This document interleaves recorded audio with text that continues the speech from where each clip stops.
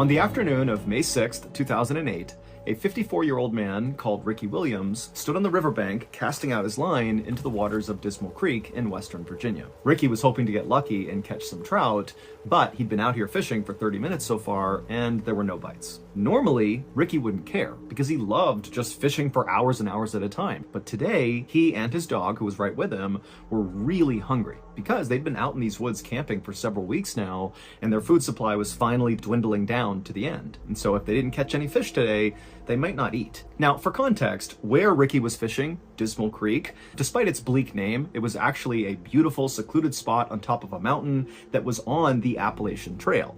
The Appalachian Trail is a very famous 2,200-mile long trail that runs up and down the east coast of the United States. And why that is relevant is because there's this special code for people that hike on the Appalachian Trail. And the code, which all hikers know, is basically if you come across another hiker on the Appalachian Trail, it is your responsibility to help them if they need help.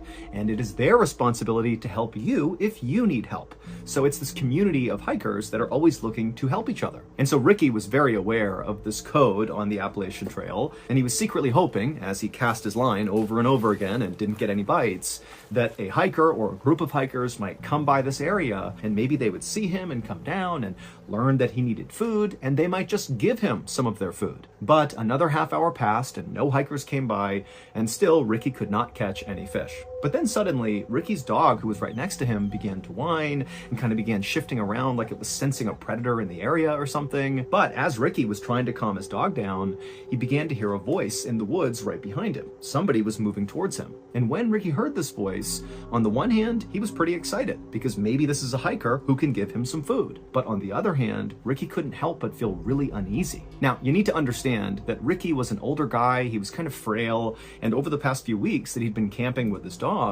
as his food supply had run down, he had become skinnier and skinnier and skinnier, and so he really did not pose any sort of threat to anybody. He's like this weak older man. Now, generally speaking, the Appalachian Trail was a very safe place, but over the last few decades, there had actually been several murders that took place on the Appalachian Trail. And in fact, one of those killings took place less than 2 miles away from where Ricky was fishing with his dog. And in that double homicide, a very well-known killer named Randall Lee Smith had stabbed and shot to death 2 hikers. And so while Ricky was really looking for help from fellow hikers, at the same time, he couldn't help but feel somewhat apprehensive because again, Ricky was like this small, frail guy, and Ricky was well aware of these murders, and he was well aware of the fact that he was super close to one of the murder sites. And so Ricky was totally on edge as he's listening to this male voice get closer and closer, and then finally, this man in his early 30s steps out from the tree line, and he looks over and he sees Ricky, and for a second, the 2 men just kind of look at each other, but then this guy just grinned at Ricky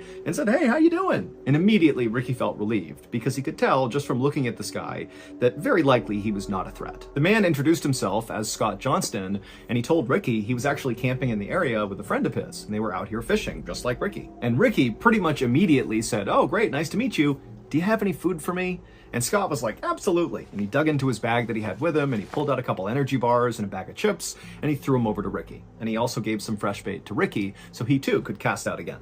And for the next couple of hours, Scott and Ricky just stood on the riverbank and fished together. And after a while, the trout did start biting, and they did start catching fish, so the day kind of turned into a great outing for Ricky. And it got even better, because as soon as the men were done fishing, Scott asked Ricky if he wanted to join him and his friend back up at the campsite for dinner. And remember, Ricky had no food, so this was an amazing invitation. And he said, "Yes, of course, I'd love to join you." So the 2 men packed up their stuff right as the sun was going down, and then they began walking back into the forest where Scott had emerged from. And as they were walking, Scott's fishing pole got tangled on a low-hanging branch, and he was really struggling to get it out of the tree. And so finally, he just told Ricky to, "Go on ahead, my campsite's right up there, it's a straight shot, just go up the hill, and you'll see it." Ricky asked Scott if he was sure, and Scott said, "No, it's totally fine, go ahead." So Ricky said, "Okay," and he walked the rest of the way up the hill, and then when he walked out of the tree line into the clearing where Scott's campsite was, immediately what Ricky noticed was this enormous man who was like twice the size of Scott, and so 4 times the size of Ricky, kind of hunched over the campfire. And this huge man, who presumably was Scott's friend, he heard Ricky walk into the circle. And remember, it's nighttime and they're kind of in the middle of nowhere. And so this guy, he turns his head around and sees this strange man just standing there, and Scott's nowhere to be found. And so this guy, he grabs a club, like a piece of wood, and he looks at Ricky kind of menacingly, like, what are you doing here? And Ricky, who was so caught off guard by just how big this guy was, he put his hands up and he said, I'm so sorry, Scott sent me up here. I don't know if this is the right site, I'm sorry. But just at that moment, Scott had finished untangling his fishing line, and he came out of the tree line and he patted Ricky on the back and he said, oh, you've already met my friend Sean. And as soon as he said that, Sean looked like he basically let his guard down. You know, he put the wood down and he stopped glaring directly at Ricky. But Ricky felt like Sean was not happy that Ricky was in his campsite, even though clearly Scott is the reason that Ricky is in this campsite. And so Ricky just felt really uncomfortable. And at the same time, Scott is ushering Ricky closer to the campfire to take a seat next to Sean. You know, Sean's a great cook. He'll cook up this fish for us. It's going to be great. You know, take a seat. Ricky felt kind of annoyed that Scott was really forcing him to stay. But Ricky didn't want to be rude and just kind of abruptly leave, so he did take a seat next to Sean, who definitely was not excited to be sitting next to Ricky, and Ricky just kind of sat there waiting to see what would happen next. And what happened next is Scott walked over to Sean and handed off all the fish that he and Ricky had caught so that Sean could begin to prepare them to cook them. And then as Ricky is still just sitting there right next to Sean, Scott walked away from the campfire up to his truck, which was parked right next to Sean's Jeep, and Scott turned on the radio and began blasting country music. And when Ricky heard this music, he kind of winced, because to him, you know, part of the reason the outdoors, the Appalachian Trail, you know, being out in nature, part of the reason it was so wonderful was for the peace and quiet. And so it felt kind of like borderline disrespectful to be out in the middle of this beautiful place, blaring country music. And so to Ricky, he just couldn't help but feel like there's something off about these two guys. They just seem really disrespectful and kind of pushy and maybe aggressive. And so Ricky is just not happy.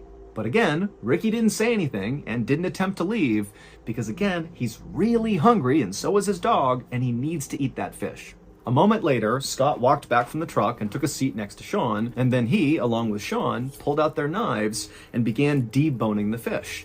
And as they were doing this, Ricky, again, is just kind of sitting there doing nothing, and so he kind of meagerly asked, you know, hey, can you give me a knife and I'll clean a fish? But Sean and Scott kind of waved him off and said, don't worry, we got this. And so Ricky just continued to sit there nervously, as all he could watch was the flashing of the light bouncing off their blades. But eventually, Scott and Sean finished deboning all the fish, and they put their knives away, and at that point, they began cooking the fish over the open flame. And suddenly for Ricky, it felt like, you know, the mood had shifted a little bit. At least now the two men were not fiddling around with weapons. You know, it felt kind of safe again. And so Ricky began making some small talk in hopes that would kind of, you know, settle his nerves. And so Ricky told the two men about how much he loved the Appalachian Trail and how he came out here all the time for weeks at a time with his dog. And Ricky would tell the men that, you know, sometimes he felt more at home out in the wild than he did at home. It was almost like being out in nature was a religious experience for Ricky. And he would even tell Sean and Scott that sometimes when he was out in nature, he would meditate and pray and even do some chanting, like part of a ritual. I mean, he was really trying to be in tune with Mother Nature. But as Ricky continued to tell Sean and Scott about his personal life, he noticed the two men were definitely paying attention and kind of nodding along at appropriate points in the story. But at the same time, Ricky felt like these two men were also kind of looking at him like Ricky was kind of weird, as if they were not prepared to come out and say it, but after hearing all these things about his life, it was like, what's going on with this guy? And so Ricky suddenly felt really embarrassed about being so open with these two guys who once again just seem like they don't quite like him or even really want him here. But luckily, right at that moment, the fish were done, and so the men just sat there in silence and wolfed down the food. By the time they finished, right about 8 p.m., it was very dark outside, and Ricky at this point is just ready to go. You know, he just felt so uneasy here. And so after putting down his plate and his silverware and saying thank you to Sean and Scott for their hospitality, he quickly got up and grabbed his dog, and he began walking into the woods towards his campsite. But after Ricky and his dog had walked maybe 10 or 15 feet away from this campsite, two things happened in rapid succession. Number one, Ricky suddenly stopped and turned around and looked back at the campsite. And number two, right as he did this, there was this enormous bang sound, like a small explosion that echoed through the forest.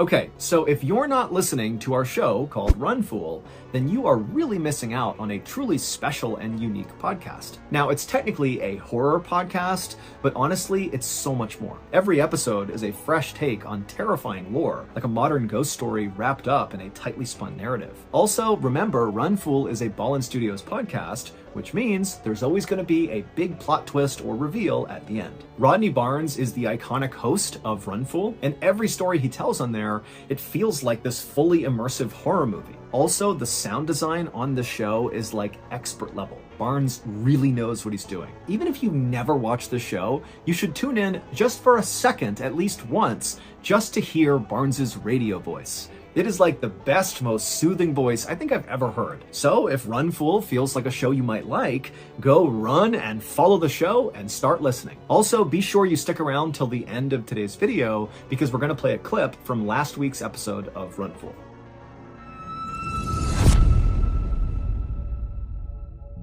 About 30 minutes later, and about 4 miles away from where Ricky and Sean and Scott had been, there were these two women who were in their house eating dinner when they heard this sudden frantic knocking on their front door.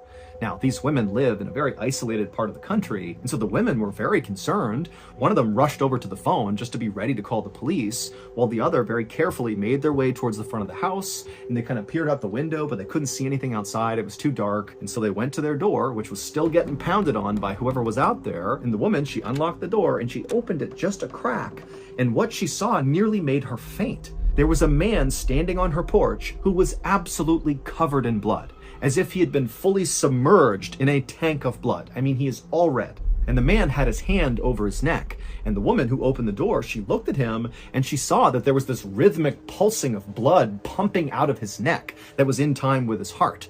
This man is clearly bleeding to death. And so the woman, she screamed for the other woman to please call 911. We have someone who's dying here. And so she began calling 911. And then the man on the porch just said, please help me. And then he said something about Dismal Creek, and then he collapsed. And this was so shocking for the woman who had opened the door that she just stood there staring, having no idea what to do.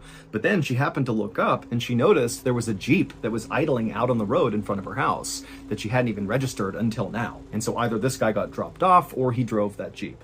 But before she could even begin to understand what had just happened, an ambulance and a whole bunch of police cars came screaming up and parked in front of her house. And then the medics got out, they rushed up, and they grabbed the bleeding man, and they put him in the ambulance, and they rushed him off.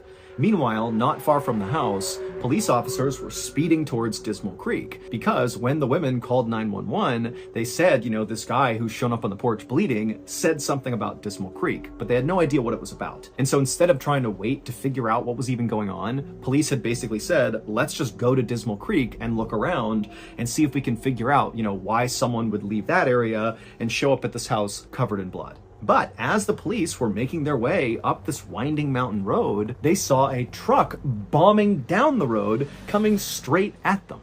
And the truck, they initially hit their brakes and did kind of attempt to get out of the way of the police cars. But after this truck had basically come to a stop, the driver of the truck just hit the gas all over again, and they veered wildly off the side of the road into an embankment, and they crashed and flipped several times and then came to a stop. And the police officers who had veered to the side of the road to avoid getting hit by this truck, they just watched this happen, and they couldn't understand why the driver had gunned it again after stopping and then seemingly intentionally drove off the road. It almost seemed like the driver was trying to crash. And so the police, they got out of their car and they approached the wrecked truck with their guns drawn, but when they looked into the vehicle, they saw there was a single occupant, the driver, and he was still somehow alive. So the police got him out of the vehicle and they called an ambulance, but they actually sent an officer with the ambulance to escort them because the police were actually pretty suspicious of this truck driver. Because remember, they were going up that road to get to Dismal Creek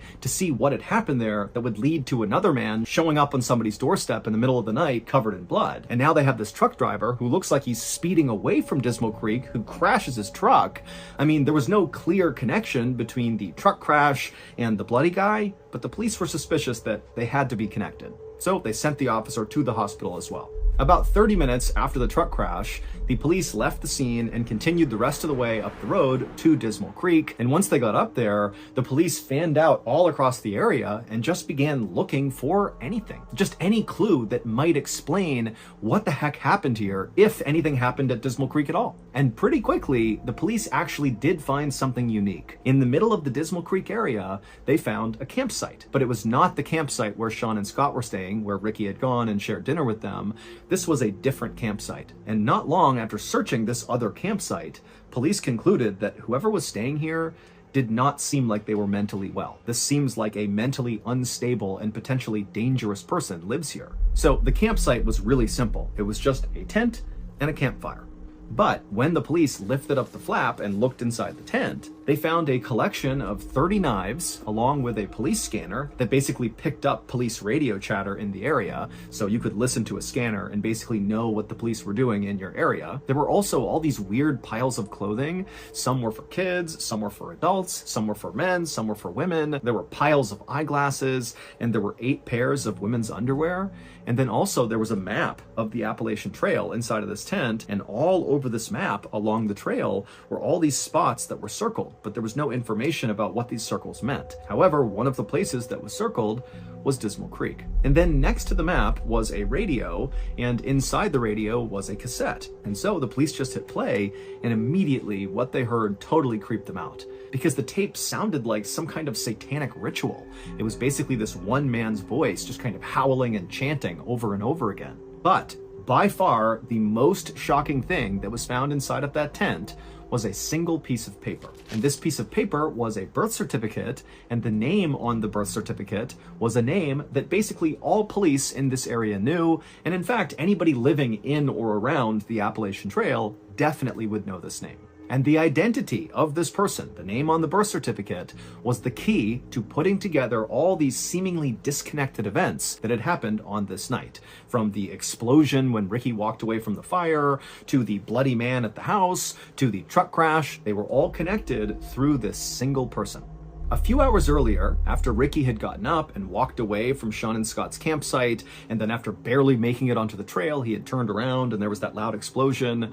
Well, at that point in the story, Ricky, who's now looking back at the campsite and looking at Sean and Scott, he can see that the two of them, they've heard the sound too, and they were now staring at each other with looks of absolute shock and terror on their faces. But then Ricky watched as Sean reached up and touched his face, and he put his hand out in front of his face and it was covered in red. And the reason for that was because Sean had just been shot in the face, because that loud explosion was the sound of Ricky shooting his gun at Sean. And as Sean and Scott stood there staring at each other in absolute disbelief, Ricky, who's still in the tree line, ran towards the fire and just kept on shooting. And so Sean, at this point, as he sees Ricky coming into the campsite, he stands up and kind of staggers back and falls on the ground.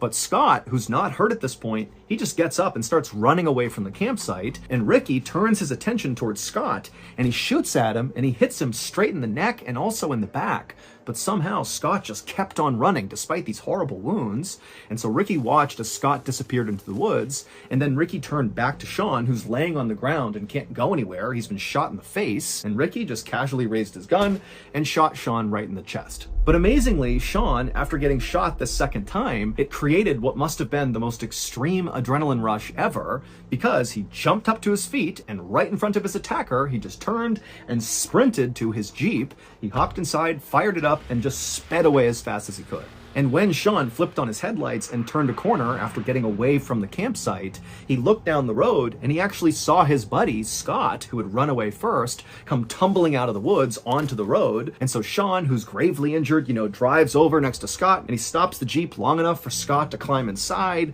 and they shut the door and they speed their way towards the nearest help, which happened to be that house where those two women lived. And so it was Scott, who looked like he was drenched in blood, who knocked on the women's door. Sean was down in the Jeep out on the road, but he was just too weak to get out and come up to the door as well. But when the ambulance and police arrived, they would find not only Scott up on the porch, but also Sean in the Jeep, and both men would be taken to the hospital via helicopter. And then as for the man who was driving the truck down the road away from Dismal Creek, who then crashed right in front of the police, well, the driver of that truck was Ricky Williams. However, That was not his real name. There was no Ricky Williams. That was the name he just used. His real name, which was on the birth certificate that police found in that other campsite inside of the tent, was Randall Lee Smith.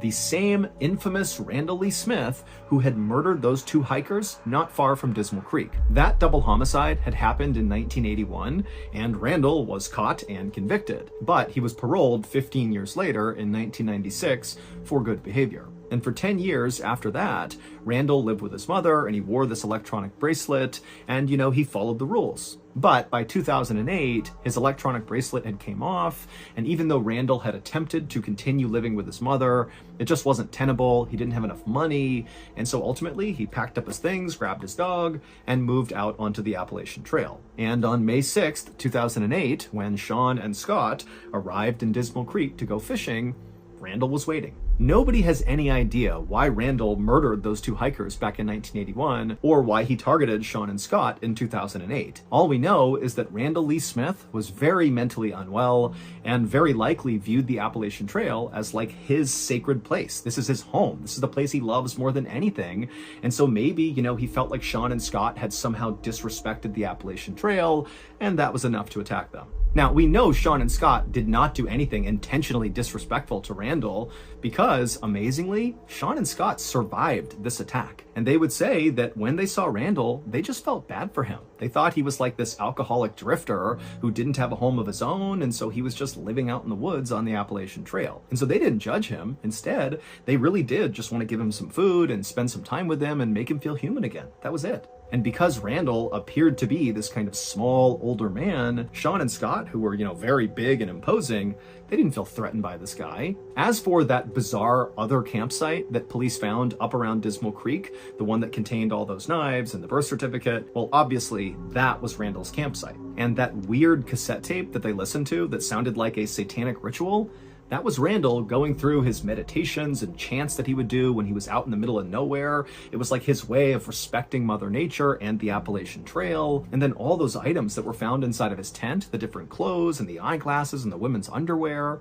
it's believed those could be Randall's other victims. However, when police pulled DNA samples from all of those items that were found inside of his tent, like the clothes and the underwear and the eyeglasses, well, those DNA samples did not match any of the missing people or murder victims in the police's database, and so that wasn't useful. And then also, police went to all those places on that map that were circled, and with the exception of obviously Dismal Creek, they didn't find anything else at the other locations that suggested any violent event had happened there.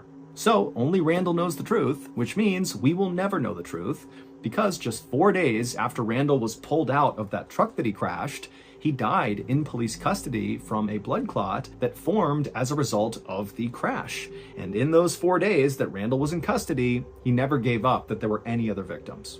Today, Sean still has a bullet in his head and in his chest, and Scott still has big scarring on his neck and on his back.